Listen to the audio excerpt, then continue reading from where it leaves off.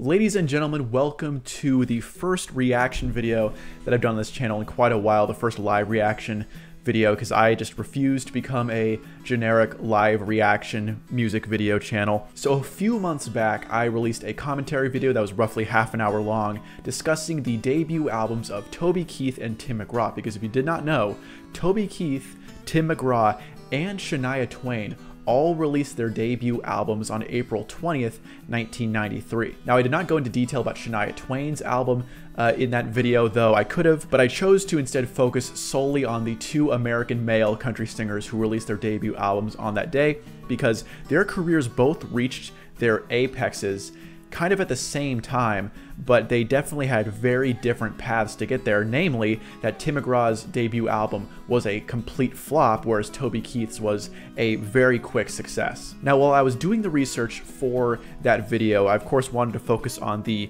information about the artists prior to when they finally got their big break in Nashville with their debut albums. And I discovered that Tim McGraw had definitely been grinding it out in Nashville for a couple years prior to the release of his debut album. And in fact, his debut single on Curb Records had come out almost 2 full years prior to the release of his debut album, being released all the way back in 1991. Now, this first single was called What Room Was the Holiday In? Like I said, it was recorded and released back in 1991 with a producer named Doug Johnson. This song carried over to Tim McGraw's debut album, so it serves as the lead-off single from the album, although it had a different producer from the rest of Tim McGraw's album. The 9 other tracks on Tim McGraw's debut album were produced by the team of James Stroud, Lynn Petersell, and Byron Gallimore, who would end up becoming Tim McGraw's right-hand man for basically the entire rest of his career. But What Room Was the Holiday In was produced by Doug Johnson, and as it turns out, there were more songs recorded by Tim McGraw with Doug Johnson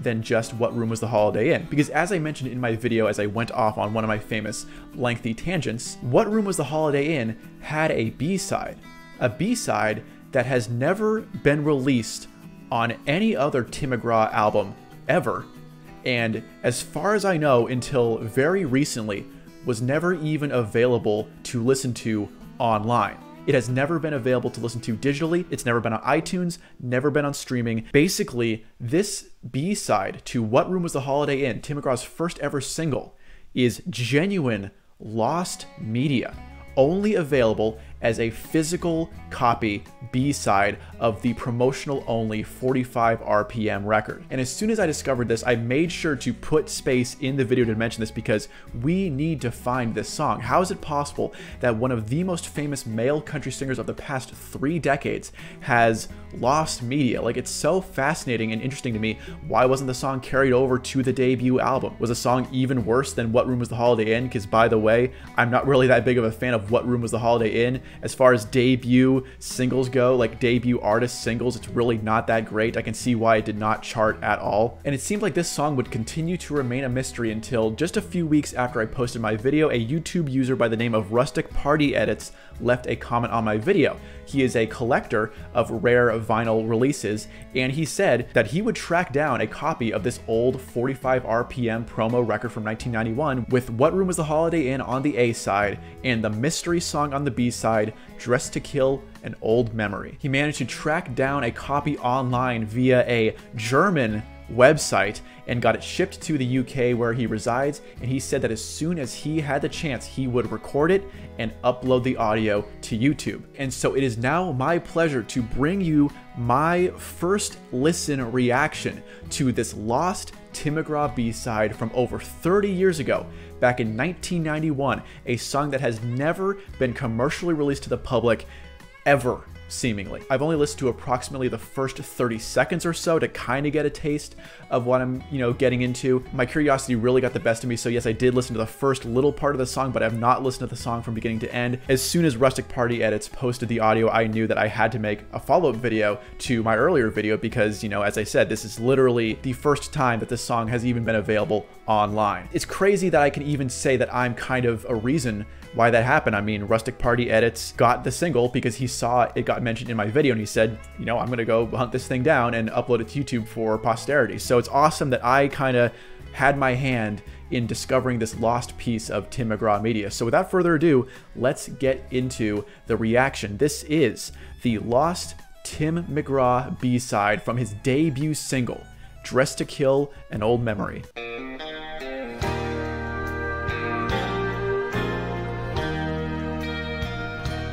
In that black sequin dress and those flashy gold earrings. Okay, I immediately get Conway Twitty vibes from this. This song was written by Annette Cotter, Marjorie Reeves, and David Leonard. Someone see if they ever wrote songs for Conway Twitty. I also kind of get George Jones vibes from this. This is definitely like a heartbreak Conway Twitty ballad. Like immediately, it almost sounds like Tim McGraw is doing like a Conway Twitty cover almost. Definitely getting Conway Twitty influence with this song. She's turning every head as she walks by.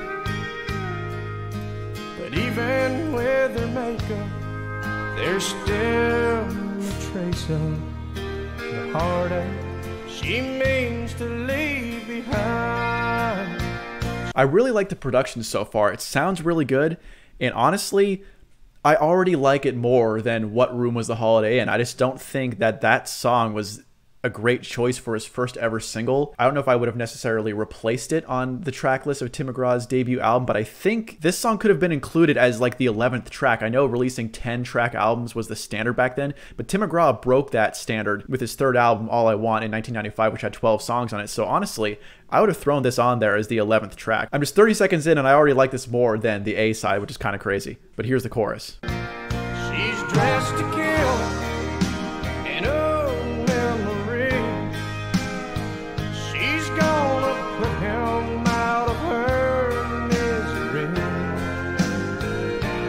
There's no doubt in my mind, she'll pull off the perfect crime. She's dressed to kill, an old memory.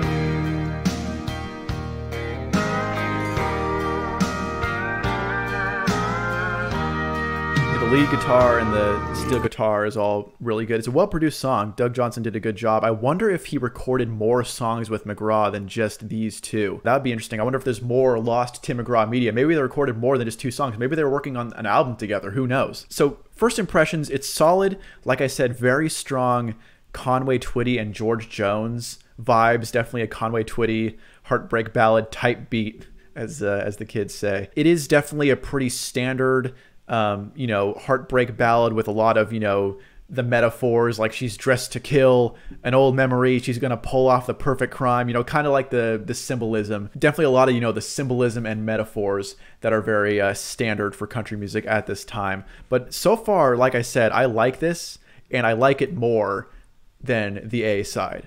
So we'll keep going. So much in common, like her, I'm missing someone. So maybe if we take it nice and slow, we could share some feelings, follow where our hearts are leading, and I could take her where she's all dressed up to go. She's dressed to kill, an old memory. Gotta pause it again here. Tim McGraw's vocal performance is solid. It's not like the best of his career. I think he sounds better than the A side. I think it sounds better than What Room Was the Holiday In. I think his vocals are really weak on that song. This whole thing is just me kind of crapping on What Room Was the Holiday In, but honestly, like, that is one of the, you know, the weaker songs of Tim McGraw's career, at least that part of his career, in my opinion. And this song, you know, it's not like knocking my socks off or anything. I'm not saying this is the greatest song ever, but I do think it is kind of shocking that this song was only ever the B-side to Tim McGraw's first ever single and was never put on anything after that. He never re-recorded it, never put it on a compilation. It's like, oh, here's a little lost piece of my past. It's been completely hidden from public view until now, which is crazy because it's actually it's a solid song. She's gonna put him out of her misery. There's no doubt in my mind, she'll pull off the perfect crime. She's dressed to kill, an old memory. When she's letting down her hair, I'll be right there to help her lace in yesterday.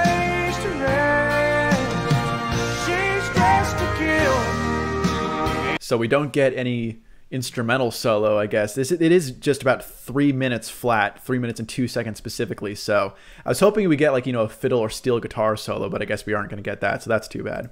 He's dressed to kill an old memory. She's gonna put him out of her misery. There's no doubt in my mind she'll pull off the perfect crime. She's dressed to kill an old memory. She's dressed to kill an old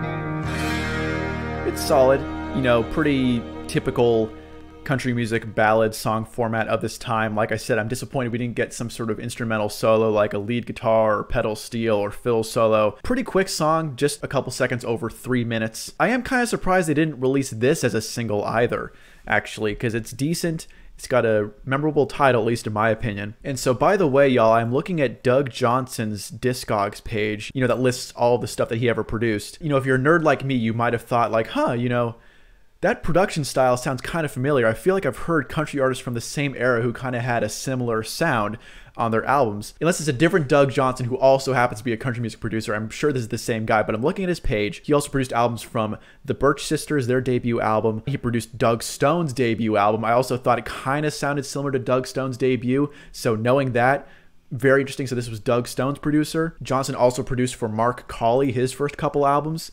And I'm looking through Gibson Miller Band, John Michael Montgomery. He was around. He was definitely a big producer, Daryl and Don Ellis. So he definitely produced a fair amount of records in the early 1990s. I definitely recognize that production style. Definitely Doug Stone. Apparently, Doug Johnson produced Doug Stone's first 3 albums.